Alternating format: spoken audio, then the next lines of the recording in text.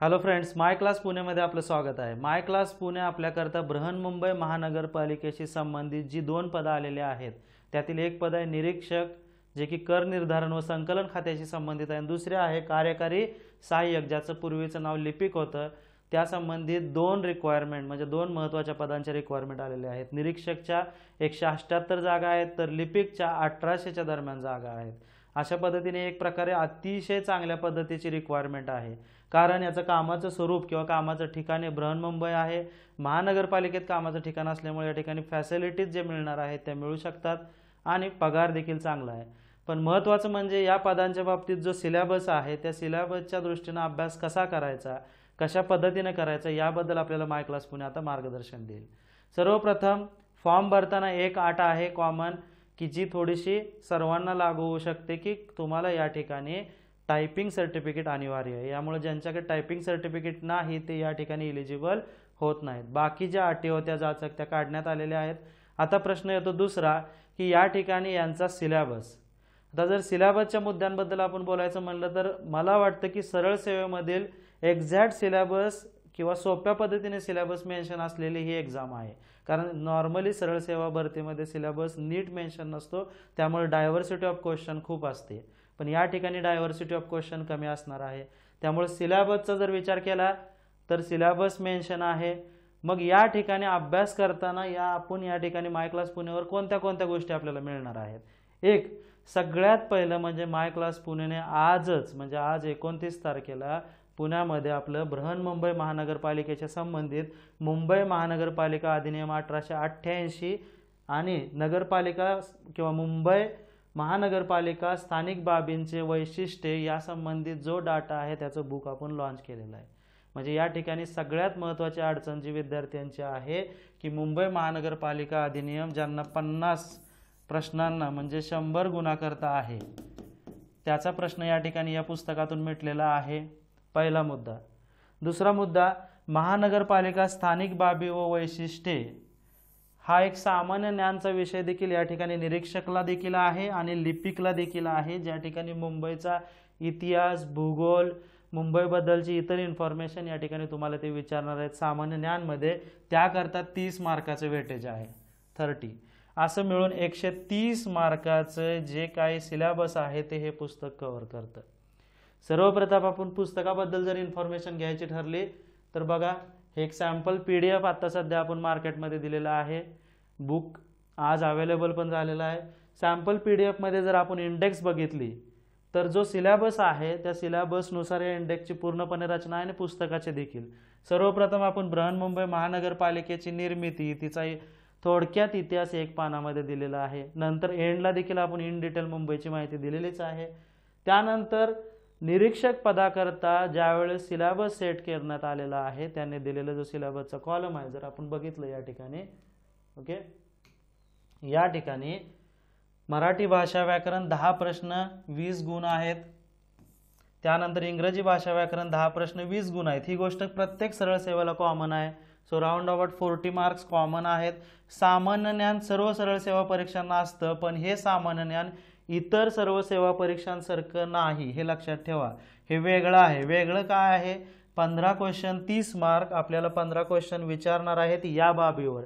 सामान्य ज्ञान या ठिकाणी प्रश्नपत्रिका बृहन्मुंबई महानगरपालिका क्षेत्राचाच, त्या क्षेत्राचाच भूगोल, सामाजिक इतिहास, हवामान, स्थानिक वैशिष्ट्ये, बृहन्मुंबई महानगरपालिकेचे विविध प्रकल्प, प्रोजेक्ट ज्याला आपण म्हणतो MMRD वगैरे अशाही गोष्टी, आणि महानगरपालिकेचा अर्थसंकल्प आणि त्यामध्ये असलेले प्राधिकारी म्हणजे सध्याचे प्रेझेंट प्राधिकारी देखील आपल्याला माहीत पाहिजेत। मग त्या ठिकाणी त्यांचे आयुक्त असतील, महापौर कोण आहे, महापौर आहे का, माजी महापौर कोण असतील, यांच्या संबंधित इन्फॉर्मेशन पाहिजे। तर हेच प्रश्न असतील। म्हणजे या ठिकाणी सामान्य ज्ञान जर कोण इतिहास भूगोल महाराष्ट्राचा करत बसला तर तो चुकीचा आहे, या ठिकाणी टायटल मेन्शन आहे। मग आपल्या पुस्तकात सर्वप्रथम आणि 5वा एक पॉइंट आहे मुंबई महानगरपालिका अधिनियम 1888, ज्यामध्ये 50 क्वेश्चन्स आहेत जे की 100 मार्काला। बाकी अंकगणित ही सुद्धा एक गोष्ट कॉमन आहे जे आतापर्यंत सर्व सरळ सेवेचे विद्यार्थी करत आलेले आहेत किंवा इतर MPSCचे। मग 20, 20, 30 असे 70 मार्क हे कॉमन सिलेबसवर आहेत आणि 130 मार्कचा डिफरंट सिलेबस आहे। पण हे अतिशय सोपी किंवा फायद्याची गोष्ट आहे तुमच्या की या ठिकाणी सामान्य ज्ञान सुद्धा असू दे किंवा मुंबई महानगरपालिका अधिनियम असू दे, प्रश्न येण्याचं ठिकाण फिक्स झालेलं आहे, डाटा फिक्स झालेला आहे। मग हाच डाटा एकत्र करून आपण या ठिकाणी काय केलेलं आहे, हे बुक बनवलेलं आहे। मग या बुकमध्ये बघा सॅम्पल PDF मध्ये पहिल्यांदा बृहन्मुंबई महानगरपालिकेचे इन्फॉर्मेशन झाल्यानंतर कलम 3 संज्ञा ज्या काही त्यांनी कलमांच्या बाबतीत दिलेला आहे पर्टिक्युलर कलम, ह्या कलमांचा आपण प्रॉपर या ठिकाणी इंडेक्स मध्ये किंवा पुस्तकात अरेंजमेंट केलेलं आहे। मग कलम 4, कलम 5, कलम 6 ते 34च तुम्हाला करायचं आहे। या ठिकाणी कुठेही कायद्यातील प्रकरण मेन्शन नाहीत। काही अकॅडमीने प्रकरण घेण्यास सुरुवात केली तर प्रकरण नाहीत, पर्टिक्युलर कलम करायचे आहेत आपल्याला। कारण कायदा करणं जर त्याने प्रॉपर सिलेबसनं कायदा दिला असेल तर बाकी एक्स्ट्रा करण्यात काही पॉईंट नाही। 719 पानाचा कायदा कायदा आहे मराठीतला, काहीच गरज नाही। त्यांनी दिलेला आहे तो डाटा एक्स्ट्रॅक्ट केला करा। पुस्तकात आम्ही तेच केलेलं आहे आणि त्याला एकदम सोप्या स्वरूपात दिलेलं आहे। कसं सोप्या स्वरूपात ते पुढे येईलच। कलम 61, कलम 63, कलम 128, त्यानंतर परत कर निर्धारणची परीक्षा असल्यामुळे या ठिकाणी कराधानचा संबंधित असलेल्या कलमांवर त्यांनी विशेष भर दिलेला आहे। 139 ते 219 हा 10वा टॉपिक सर्वात मोठा आहे। त्यानंतर मग इतर ज्या गोष्टी निरीक्षणच्या बाबतीत कामे असतील, नोटीस बजावणे या संबंधित जी कलम आहेत त्या कलमांच्या रिलेटेड आपण एकूण या ठिकाणी 24 टॉपिक या ठिकाणी केलेले आहेत। मग काही टॉपिक केवळ एक पेजचे देखील आहे। 110 समजा 2, 12, 14, 14 नंतर 15 वरचे देखील टॉपिक, पण जे कलम आहे त्याला आपण डिफरंट आयडेंटिटी देऊन हे पुस्तक बनवलेलं आहे। त्यानंतर प्रत्येक कलमाच्या किंवा प्रत्येक टॉपिकच्या खाली आपण सराव प्रश्न देखील त्या कलमाच्या रिलेटेड केलेले आहेत। त्यानंतर जे आपला सुरू होतो सिलेबस सामान्य ज्ञानचा संबंध, सामान्य ज्ञान निरीक्षक आणि सामान्य ज्ञान कार्यकारी सहाय्यक ज्याला आपण लिपिक म्हणतो, या ठिकाणी ह्या गोष्टींचा उपयोग होतो। कसं, आपली मुंबईची इन्फॉर्मेशन ही लिपिक पदाला देखील गरजेची आहे आणि निरीक्षक पदात तर ती पर्टिक्युलर मेन्शनच आहे। 26वा टॉपिक देखील त्या ठिकाणी सामान्य ज्ञानला मेन्शन आहे। म्हणजे हे दोन टॉपिक या ठिकाणी 30 मार्काला तुम्हाला येणार। अशा पद्धतीने पुस्तक 24 टॉपिक पर्यंत 24व्या टॉपिक पर्यंत 100 मार्काचं, तिथून पुढच्या टॉपिकला ते 30 मार्काचं आहे। त्यानंतर त्या ठिकाणी आपण एक अजून इनोव्हेशन केलेलं आहे। जेव्हा आपण पूर्णपणे त्यांची वेबसाईटचा ऑब्झर्व, हे सगळा डाटा बृहन्मुंबई महानगरपालिकेच्या वेबसाईटचा आहे, TCS देखील त्याच वेबसाईटचा यूज करणार आहे, लक्षात ठेवा। त्या वेबसाईटवर आपल्याला एक फ्रिक्वेंटली आस्क्ड क्वेश्चनची PDF सापडली। त्या ठिकाणी आपण मग ज्या पर्टिक्युलर पदासाठी ही रिक्वायरमेंट आहे, कर निर्धारण व संकलन खाते, तिच्या संबंधित असलेल्या फ्रिक्वेंटली आस्क्ड क्वेश्चनची या ठिकाणी आपण त्याचा समावेश केलेला आहे, ते या ठिकाणी आहेत। आणि दुसरं सामान्य प्रशासन विभाग, ज्याच्यामध्ये बृहन्मुंबई महानगरपालिकेच्या स्थापनेचा इतिहास, रचना, प्राधिकारी कोण आहेत, नॉर्मल जे क्वेश्चन आहेत, बेसिक गरजेचे लोकांना बृहन्मुंबई महानगरपालिकेचं क्षेत्र वगैरे याची जी माहिती असावी त्यासंबंधी फ्रिक्वेंटली आस्क्ड क्वेश्चन आपण या ठिकाणी दिलेले आहेत। आणि शेवट अजून एक पॉइंट आहे, बृहन्मुंबई महानगरपालिकेचे अर्थसंकल्प किंवा अर्थसंकल्पीय अंदाजासंबंधित 2024-25 हाही टॉपिक आपण या ठिकाणी इन्व्हॉल्व केलेला आहे।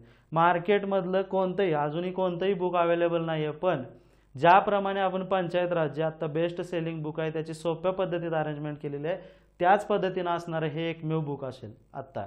आणि विशेष म्हणजे या ठिकाणी केवळ कायद्याची बुक आलेली आहेत, पण इथून खालचा डाटा कुठल्याही बुकमध्ये तुम्हाला सापडणार नाही।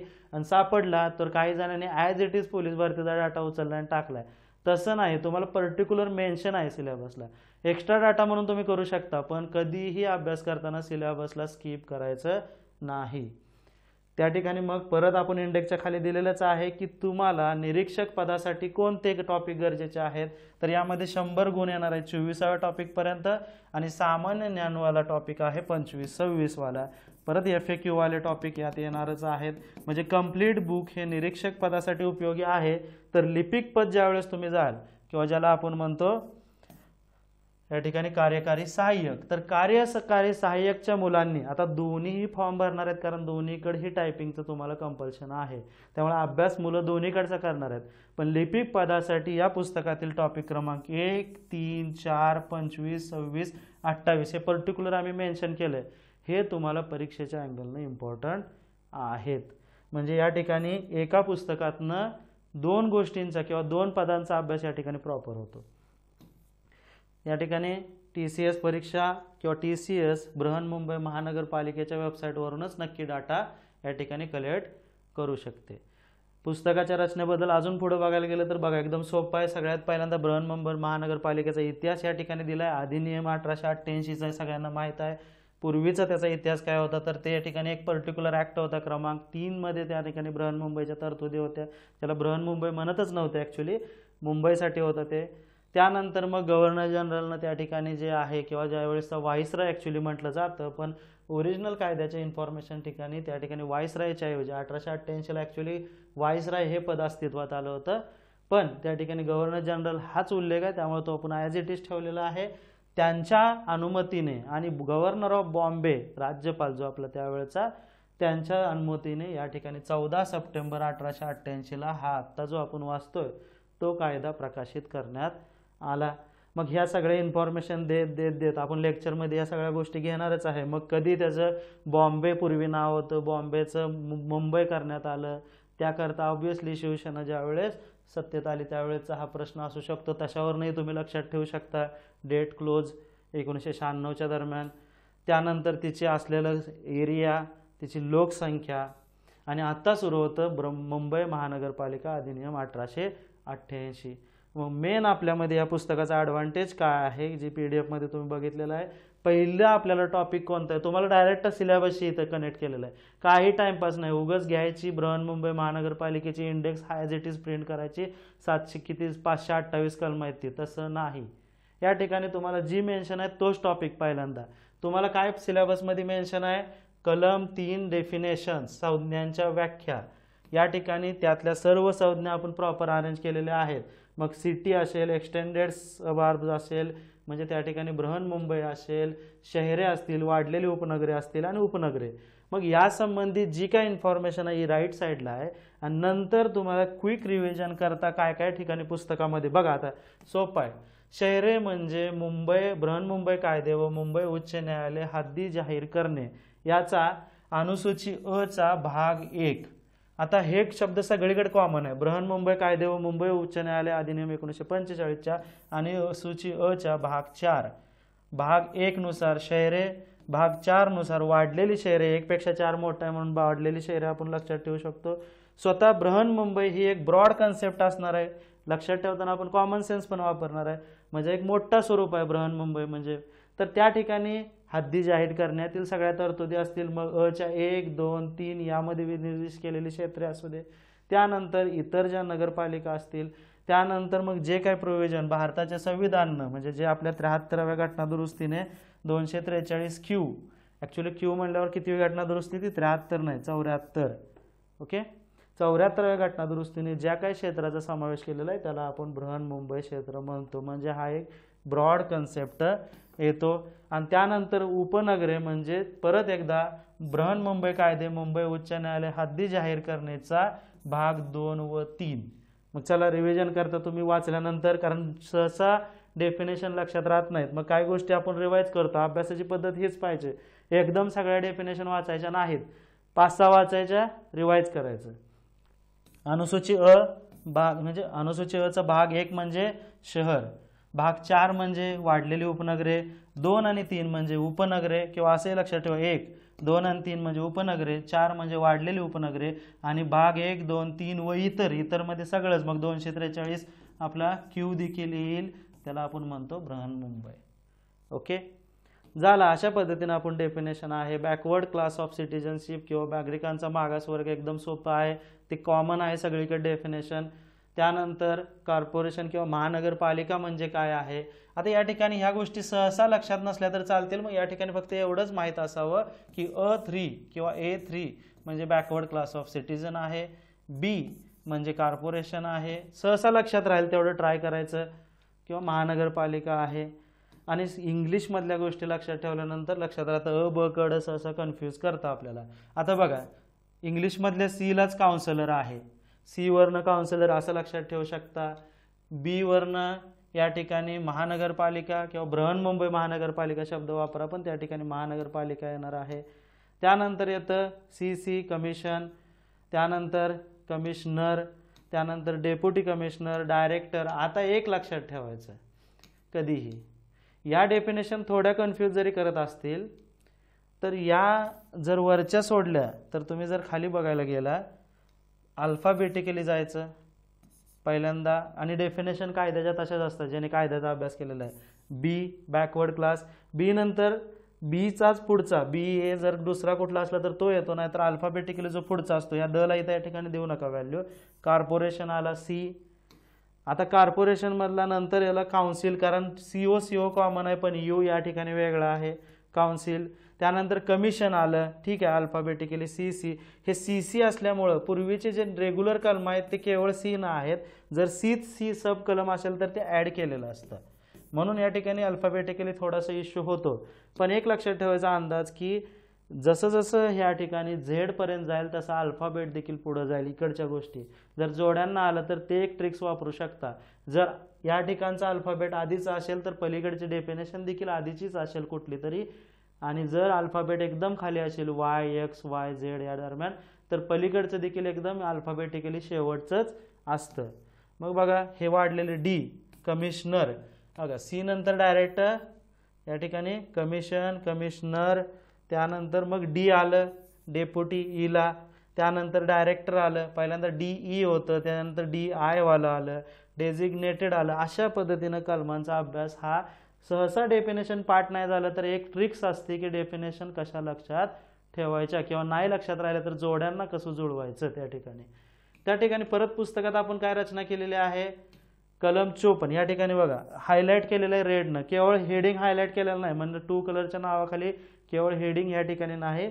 तुम्हाला वाचताना कलम 54 महानगरपालिका आयुक्त, कलम 54चं पोट कलम 3 अप्पर आयुक्त, कलम 59 कार्यकारी आयुक्त, एवढंच पाठ करायचं, हे मधले वाक्य स्किप करायची.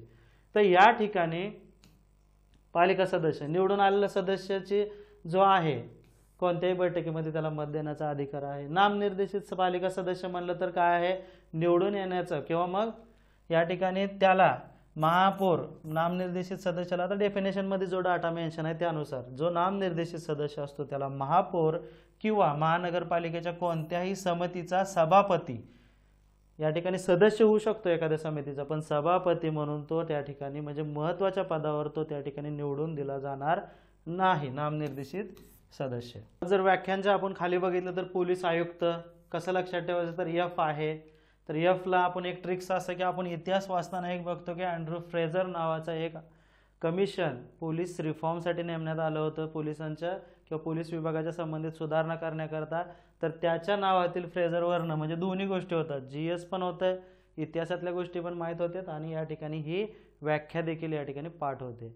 आपण बॅचमध्ये या सर्व गोष्टी घेणार आहे, बॅचबद्दल आपण नंतर बोलूच, आधी पुस्तकाचं बघू. मग अशा पद्धतीनं जेव्हा व्याख्यांचा टॉपिक संपतो तेव्हा या व्याख्यांच्या संबंधित सराव प्रश्न या ठिकाणी आपण या पुस्तकात दिलेले आहेत. सराव प्रश्न देखील अतिशय क्वालिटी काढलेले आहेत. ते सराव प्रश्न सगळे सोडवून झाल्यानंतर या ठिकाणी एवढेच नाही, जास्त सराव प्रश्न आहेत अजून त्यामध्ये पुस्तकात. मुख्य कलम 4 हा वेगळा टॉपिक आपण या ठिकाणी तयार केलेला आहे, त्यामुळे जी एक प्रकारे आपल्याला थोडंसं कॉम्प्लिकेटेड वाटतं की समजत नाही की नेमकी कोणती कलम, या ठिकाणी सगळं क्लिअर होतं. मग म्युनिसिपल ऑथॉरिटीज भले छोटा टॉपिक असू दे, म्युनिसिपल ऑथॉरिटीज म्हणजे ज्याला आपण म्हणतो नगरपालिका प्राधिकारी. आता हा प्राधिकारी शब्द आला की सामान्य ज्ञान सुद्धा आलं बघा सिलेबसमध्ये, सिलेबस समोर ठेवल्यानंतर समजेल तुम्हाला. सामान्य ज्ञानमध्ये हे लिहिलेलं आहे. फक्त आपल्याला त्या ठिकाणी काय बघायचं की सध्याचे महानगरपालिकेचे प्राधिकारी कोण कोण आहेत त्याचं देखील इन्फॉर्मेशन आपण या ठिकाणी लेक्चरमध्ये देणार आहे. त्या ठिकाणी मग महानगरपालिकाचं प्राधिकारीत काय काय येणार आहे, स्थायी समिती, महानगरपालिका सुधार, वीज पुरवठा, शिक्षण समिती, प्रभाग समिती, महापौर असेल, बृहन्मुंबई, ह्या सगळ्या गोष्टी या ठिकाणी येतात. मग हा टॉपिक संपल्यानंतर परत सराव प्रश्न आहेत. सराव प्रश्न काढताना देखील असं विचार केलेला आहे की महानगरपालिका अधिनियम 1888च्या तरतुदीनुसार नगरपालिका प्राधिकारी म्हणजे कोणत्या बाबी येतात.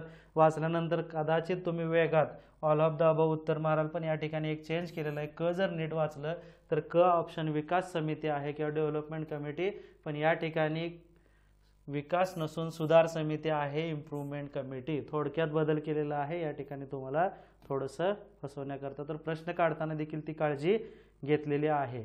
नंतर येतं कॉर्पोरेशनची रचना, त्याचेही सोप्या पद्धतीने आपण या ठिकाणी दिलेलं आहे. काही ठिकाणी चित्रांच्या स्वरूपात, काही ठिकाणी टेबलच्या स्वरूपात पुस्तक आपण सोपं या ठिकाणी करण्याचा प्रयत्न केलेला आहे. आता बुकमधील कायद्याचा अभ्यास केल्यानंतर बुकचा आपलं पुढचे जे टॉपिक आपण या ठिकाणी व्हॅल्यू ॲडेड केलेले आहेत ते म्हणजे सामान्य ज्ञान, जे की 30 मार्काचं आहे. म्हणजे पूर्वी इंडेक्सवरच आपण सांगितलेलं आहे. सामान्य ज्ञानमध्ये मुंबईची इन्फॉर्मेशन त्याने विचारलेलं आहे, त्यामुळे आपली मुंबई हा जो सेक्शन आहे हा सेक्शन कुठूनही नाही, महानगरपालिकेच्या वेबसाईटवरचाच आहे. म्हणजे या ठिकाणी ऑथेंटिक सोर्सेस या ठिकाणी आपण वापरलेले आहेत, कारण TCS देखील त्यातूनच प्रश्न काढू शकतं. मग आपली मुंबईच्या संबंधित जे काही या ठिकाणी डाटा आहे या ठिकाणी इन्व्हॉल्व केलेला आहे, ॲज इट इज केलेलं आहे. काय बाबीत थोडंसं सोपं करून तुम्हाला मॉडिफाय केलं आहे. या ठिकाणी बेटावरील शहर असेल तर या ठिकाणी 7 बेटांचं त्या ठिकाणी मेन्शन नव्हतं, तर ती 7 बेटांची लिस्ट आपण या ठिकाणी व्हॅल्यू ॲडेड केलेली आहे. आंदण म्हणजे किंवा ज्याला आपण म्हणतो आहेर कुणी केला, मग काय त्याची स्टोरी आहे. पोर्तुगीजांनी जेव्हा या ठिकाणी पोर्तुगीजाच्या प्रिन्सशी आणि ब्रिटनच्या ज्या राजघराण्याच्या राणीशी एकमेकांचं लग्न झाल्यानंतर हे एक प्रकारे आंदणची सिस्टीम या ठिकाणी मुंबईच्या बाबतीत. त्यानंतर 7 बेटे, 7 बेटांना एकत्रीकरण करण्यात आलं, त्याबद्दलची सगळी इन्फॉर्मेशन आहे. त्यानंतर मुंबईची झालेली व्यावसायिक भरभराट असेल त्याची इन्फॉर्मेशन आहे. मग या ठिकाणी आपलं सरळ सरळ हे देखील आपल्याला माहीत पाहिजे, पहिली कापड गिरणी, इतर गोष्टी, कारण कापडासाठी या ठिकाणी मुंबई फेमस होती.